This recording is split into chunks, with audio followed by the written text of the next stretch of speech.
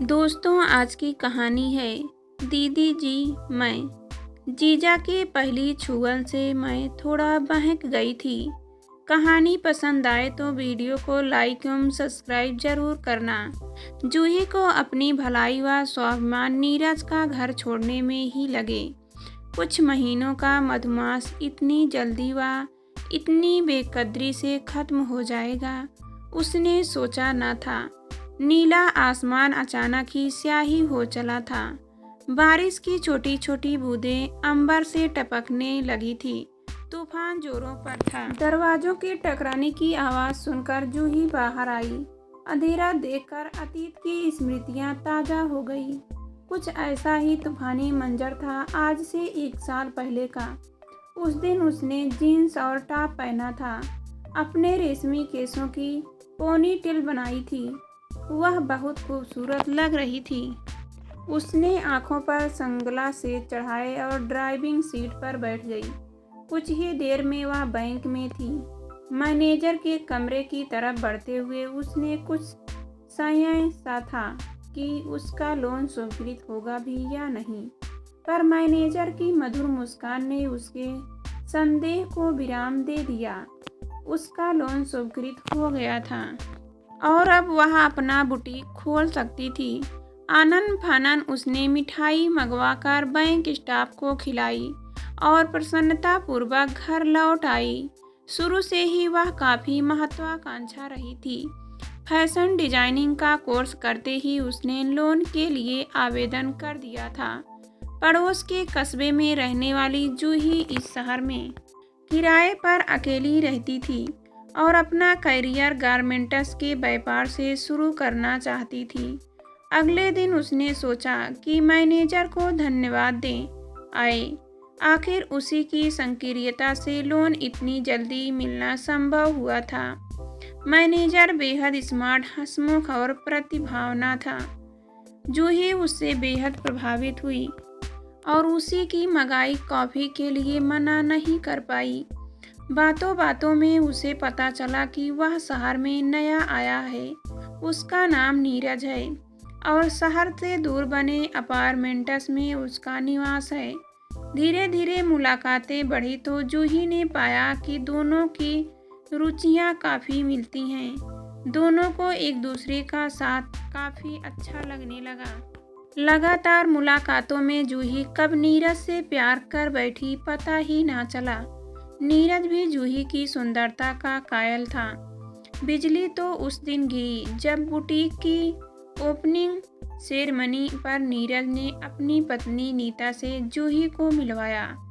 नीरज के विवाहित होने का जूही को इतना दुख नहीं हुआ जितना नीता को उसकी पत्नी के रूप में पाकर। नीता जूही की सहपाठी रही थी और हर बात में जूही से 19 थी। उसके अनुसार नीता जैसी साधारण स्त्री नीरज जैसे पति को डिजर्व ही नहीं करती थी। सहेली पर विजय की भावना जूही को नीरज की तरह खींचती गई और नीता से अपनी श्रेष्ठता प्रमाणित करने के चक्कर में जूही का नीरज से मिलना जुलना बढ़ता गया। नीता खुश थी। अकेले शहर में जूही का साथ उसे बहुत अच्छा लगता था। वह हमेशा उसके कुछ सीखने की कोशिश करती थी, पर इन लगातार मुलाकातों से जूही और नीरज को कई बार एकांत मिलने लगा।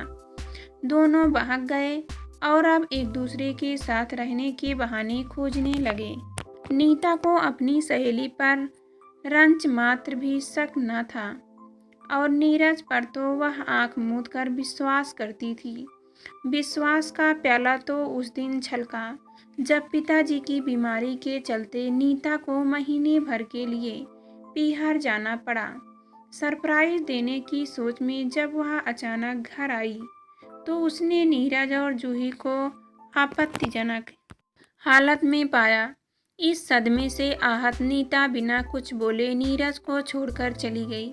जूही अब नीरज के साथ आकर रहने लगी।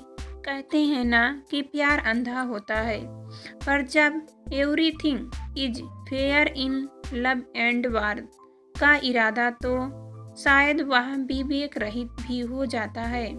समय अपनी गति से चलता रहा। जूही और नीरज मानो एक दूसरे के लिए ही बने थे। जीवन मस्ती में कट रहा था। कुछ समय बाद जूही को सब कुछ होते हुए भी एक कमी सी खलने लगी। आंगन में नन्ही किलकारी खेले वह चाहती थी, पर नीरज इसके लिए तैयार नहीं था। उसका कहना था कि लव इन रिलेशन की कानूनी मान्यता विवाह संपदा है, इसलिए वह बच्चे का भविष्य दांव पर नहीं लगाना चाहता। जूही इस तर्क के आगे निरुत्तर थी। जूही का बुटीक अच्छा चल रहा था। नाम व कमाई दोनों ही थे। एक दिन अचानक ही एक आमंत्रण पत्र देखकर वह सकते में आ गई। पत्र नीरज की पर्सनल फाइल में था। आमंत्रण पत्र महक रहा था। वह था तो किसी पार्लर के उद्घाटन का, पर शब्दावली शायराना व व्यक्तिगत सी थी। मुख्य अतिथि नीरज ही थे। जूही ने नीरज को मोबाइल लगाना चाहा, पर वह लगातार आउट ऑफ रीच आता रहा। दिन भर जूही का मन काम में नहीं लगा। बुटीक छोड़कर वह जा नहीं सकती थी। रात को नीरज के आते ही उसने प्रश्नों की झड़ी लगा दी। कुछ देर तो नीरज बात संभालने की कोशिश करता रहा, पर तर्कविहीन उत्तरों में जब जूही संतुष्ट नहीं हुई तो दोनों का झगड़ा हो गया। नीरज पुनः किसी अन्य स्त्री की ओर आकृष्ट था। संभवतः पत्नी के रहते जूही के साथ संबंध बनाने ने उसे इतनी हिम्मत दे दी थी। मौजूदा दौर में स्त्री की आर्थिक स्वतंत्रता ने उसके वजूद को बल दिया है, इतना कि कई बार वह समाज के विरुद्ध जाकर अपनी पसंद के कार्य करने लगती हैं। नीरज जैसे पुरुष इसी बात का फायदा उठाते हैं। उन्होंने पढ़ी लिखी बराबर कमाने वाली स्त्री को अपने समान नहीं माना, बल्कि उपभोग की वस्तु समझकर उसका उपयोग किया। अपने स्वार्थ के लिए जब चाहा उन्हें समान दर्जा दे दिया, और जब चाहा तब सामाजिक रूढ़ियों के बंधन तोड़ दिए। विवाह उनके लिए सुविधा का खेल हो गया। इस आकस्मिक घटनाक्रम के लिए जूही तैयार नहीं थी।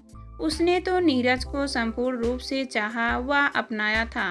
नीरज को अपनी नई महिला मित्र ताज़ा हवा के झोंके जैसी दिख रही थी। उसके तन व मन दोनों ही बदलाव के लिए आतुर थे। जूही को अपनी भलाई व स्वाभिमान नीरज का घर छोड़ने में ही लगे। कुछ महीनों का मधुमास इतनी जल्दी व इतनी बेकदरी से खत्म हो जाएगा, उसने सोचा न था। नीरज ने उसको रोकने का थोड़ा सा भी प्रयास नहीं किया। शायद जूही ने इस कटु सत्य को जान लिया था कि पुरुष के लिए स्त्री कभी हम कदम नहीं बनती। वह या तो उसे देवी बनाकर उसे नर्सिंग अधिकारों से दूर कर देता है, या दासी बनाकर उसके अधिकारों को छीन लेता है।